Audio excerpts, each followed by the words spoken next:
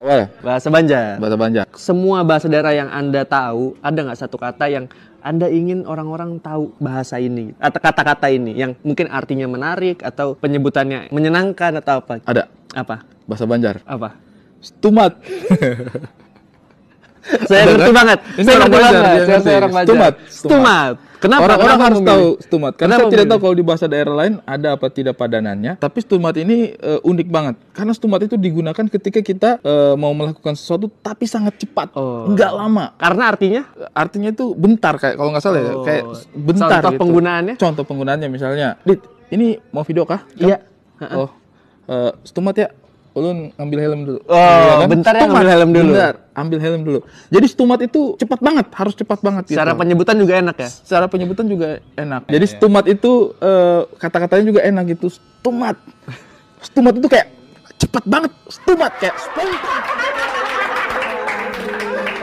GR ya ternyata ya. Iya, asli GR abis. Tapi kalau aku kamu tuh, karena memang aku kan dari daerah, semua orang ngomongnya pakai aku Daerah kamu. tuh mana sih? Di Balikpapan. Jadi aku dari Ya Balikpapan. kasihan penyet dong.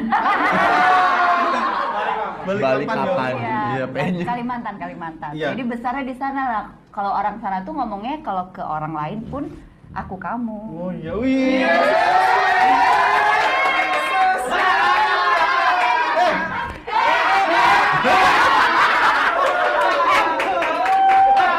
Bukan. Aku kamu ya. Oh, aku tahu bahasa sana. Ikan bungas. Nah, gitu. Iya. Hebat. Nggak tahu loh. Nggak tahu Ya, aku. nggak pernah off air luar pulau.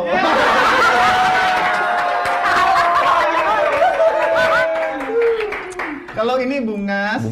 Ini burit.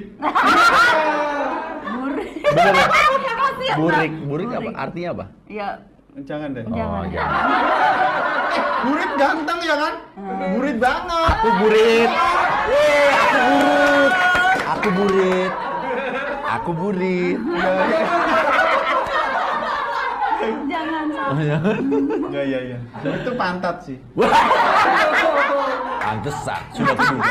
Mau aku bilang tapi takut. Ya ampun, seru sekali ya mengundang pengantin baru ini ya. Terus pribadnya